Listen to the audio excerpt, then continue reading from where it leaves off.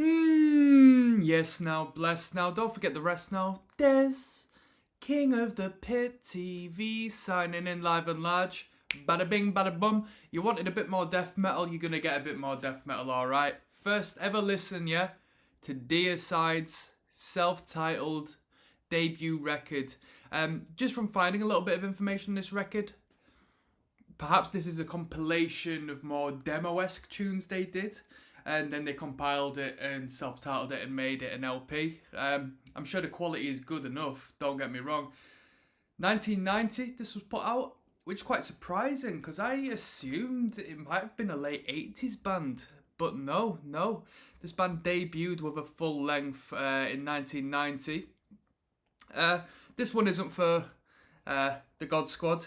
One of the more blasphemous bands I am aware of, this one. And to start off, this one is entitled Lunatic of God's Creation. Let's get it moving, people. Come on. Roadrunner Records.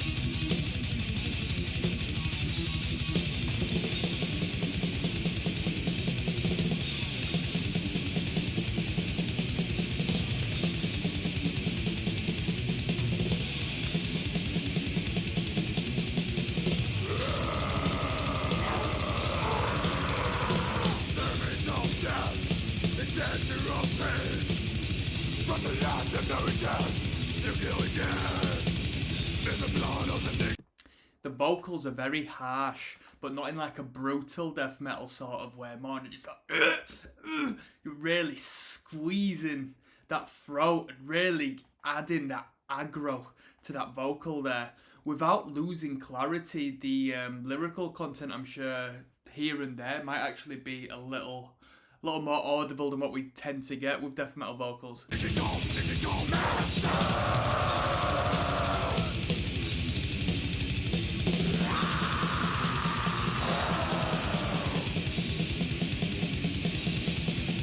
Sounds almost like there's an effect on one of them vocals. Let's listen back so you know what I'm on about.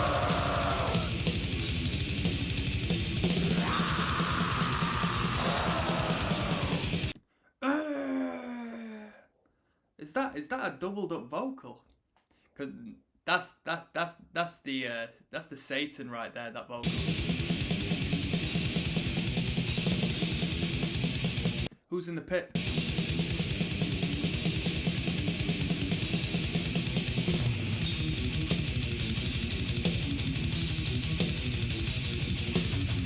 Quick question, yeah? I'm naive when it comes to death metal. When did blast beats become more prevalent within the music? Because listening to some of this very early stuff, I mean, 90s isn't that early, but you know, your relative early death metal acts, it tends to be more thrash metal based than, you know, just the blasting noise we heard later on down the line. Where down the line it changed, I don't know. I want you to tell me when blast beats became a thing. Because this sounds a little outdated, right, as far as death metal goes. I want you to tell me where I'm going wrong and whether I'm looking in the wrong places, just through my awareness of death metal. Like, even when it comes to old school death metal revival acts, I don't hear them coming with this thrash metal-esque sound.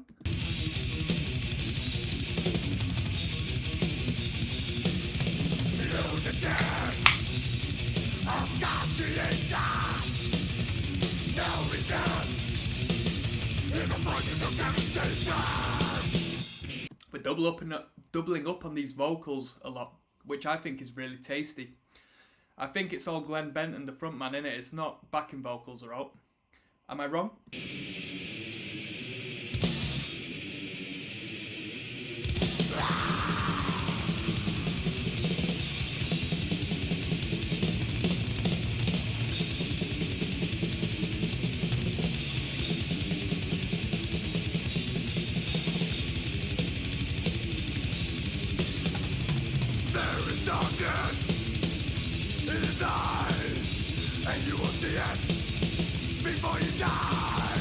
There is darkness in his eyes, and you will see it before you die. Feel the knife of the Lord divine.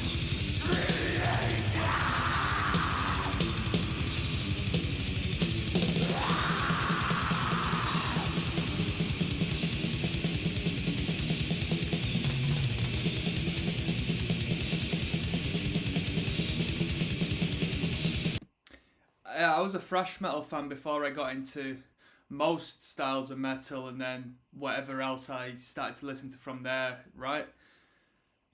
I listened to Death, their first record. I did a reaction video just before listening to this, Deicide.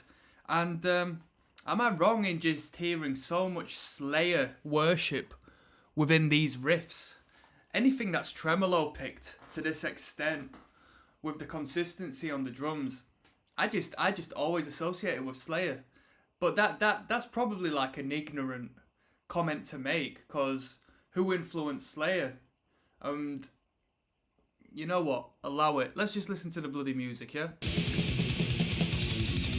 Babby's first death metal, yeah?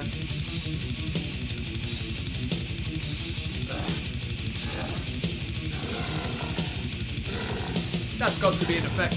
That's an effect.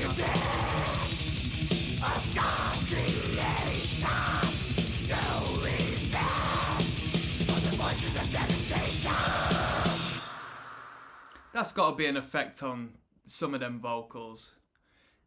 Because some of them are so intense and animalistic. Sounds like a lion. You know what I mean? That's crazy. Anyway, let's keep it moving. Sacrificial Suicide.